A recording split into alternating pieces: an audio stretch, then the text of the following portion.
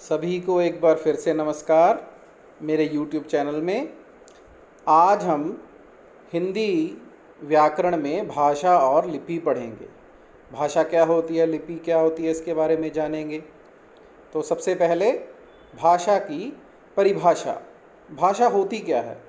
भाषा वह साधन है जिसके द्वारा मनुष्य अपने मन के भावों और विचारों को बोलकर अथवा लिखकर व्यक्त करता है और दूसरों के विचारों को सुनकर और पढ़कर ग्रहण करता है।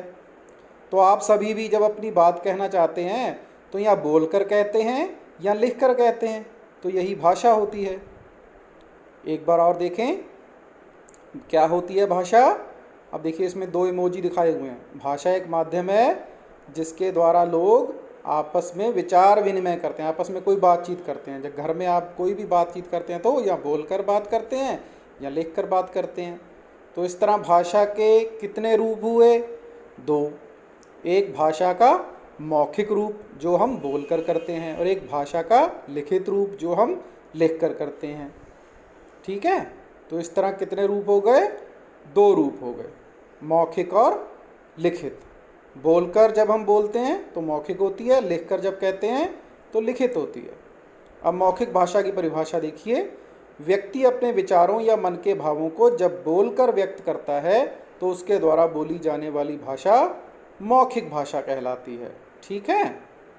और लिखित भाषा क्या होती है? जब व्यक्ति अपने विचारों या मन के भावों को बोलकर नहीं लिखकर व्यक्त करता है। ठीक है, जैसे हम दूर किसी रिश्तेदार को ईमेल करते हैं या चिट्ठी लिखते हैं, है ना, या कुछ लिखकर बात अपनी कहते हैं, तो वो लिखित भाषा होती है। जैसे पत्रों, समाचारों, साहित्य आदि की पुस्तकों में सब कुछ लिखा गया है तो वो लिखित भाषा है। अब एक होती है सांकेतिक भाषा। अब जैसे स्कूल में बेल बजती है ना, आपको पता चल जाता है कि आपका जो पीरियड है ख़त्म हो गया, दूसरा लग गया, तो ये सांकेतिक भाषा है। इसमें ना बोला गया ना लिखा गया, पर ये स्पष्ट नहीं होती और ना ही ये पूर्ण होती है, इसलिए इसे भाषा नहीं कहा जा सकता। तो ये सिर्फ सांकेतिक भाषा है। ठीक है।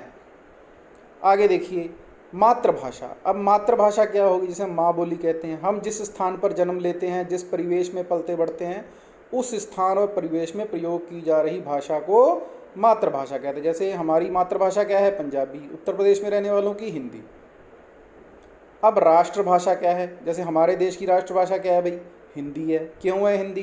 क्योंकि वो भारत में बहुत बड़े क्षेत्र में बोली जाती है, बहुत सारे राज्यों में बोली जाती है, इसलिए हिंदी भारत की राष्ट्रभाषा है।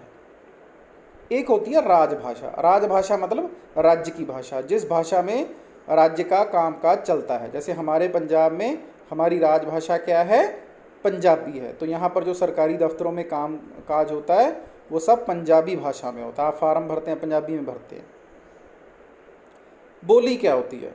अब देखो, भाषा कई क्षेत्रों में अलग अलग शब्दों द्वारा बोली जाती है। तो भाषा के स्थानीय रूप को बोली कहते हैं। जैसे पंजाब में पंजाबी की भाषा की 3 बोलियां मानी जाती हैं। एक मालवई, जैसे मालवा में रहते हैं, माझी तथा दुआबी बोली जाती है। तो ये बोलियां हैं। लिपि क्या होती है? जो शब्द या चिन्ह हम लिखने के लिए प्रकट करते हैं। जैसे हिंदी में वर्णमाला है, ठीक है, तो उससे लिपि बनती है। प्रत्येक भाषा की अपनी लिपि होती है। जैसे हिंदी की देवनागरी, पंजाबी की गुरमुखी, अंग्रेजी की रोमन, उर्दू की फारसी। अब प्रश्न देखिए, भाषा की परिभाषा लिखिए। भाषा किसे कहते हैं? व्यक्त वाणी के रूप में जिसकी अभिव्यक्ति की जाती है उसे भाषा कहते हैं। यानी जो हम बोलकर कोई अपने विचार प्रकट करते हैं उस साधन को भाषा कहते हैं। ठीक है, तो बोलने या अपने विचारों को बताने का साधन जो है वो भाषा कहलाता है। अगला प्रश्न देखिए, भाषा के कितने रूप हैं? अभी हमने पढ़ा था कि भाषा के 2 रूप होते हैं, मौखिक और लिखित। या तो हम अपनी बात कहकर बताते हैं या लिख कर बताते हैं। तो 2 रूप हो गए भाषा के। और अगला, भाषा के चिन्हों को प्रकट करने का क्या माध्यम है? ध्वनि है, लिपि है, व्याकरण है, वाक्य है। क्या है? लिपि है। जैसे हिंदी भाषा में अगर लिखना है तो हमें देवनागरी लिपि की प्रयोग करते हैं। पंजाबी में कहते हैं तो हम ऊड़ा आड़ा शब्दों में लिखकर उसको प्रकट करते हैं। भाषा की सबसे छोटी इकाई कौन सी होती है भाई? सबसे छोटी इकाई, तो ये वर्ण होते हैं। जैसे हिंदी में क, ख, ग, आ, ई, उ। तो ये सब वर्ण जो हैं ये सब भाषा की छोटी इकाई हैं, क्योंकि इनके आगे टुकड़े नहीं किए जा सकते। आगे देखिए, लिपि किसे कहते हैं? इसकी आवश्यकता क्यों पड़ी? अब ध्वनि संकेतों को लिपि कहते हैं। जब भाषा को लिखित रूप की आवश्यकता पड़ी तो मौखिक ध्वनियों को अंकित करने के लिए कुछ चिन्ह बनाए गए। यानी जब भी भाषा को लिखने की जरूरत पड़ी तो उसके लिए अक्षरों की जरूरत थी, तो उन्हीं अक्षरों को हम कहते हैं लिपि। अगला प्रश्न देखिए, हिंदी किस लिपि में लिखी जाती है? देवनागरी लिपि में लिखी जाती है। जैसे पंजाबी गुरमुखी में लिखी जाती है ना, और अंग्रेजी रोमन लिपि में लिखी जाती है। तो आप सभी इन बातों को नोट कर लेना और याद कर लेना। और अगर आपको ये पाठ पसंद आया हो, मेरी बातें अच्छी लगी हों, तो इस वीडियो को बार बार देखना और मेरे YouTube चैनल को सब्सक्राइब करना और बेल आइकॉन का बटन दबा देना। धन्यवाद, आपका हरीश शर्मा।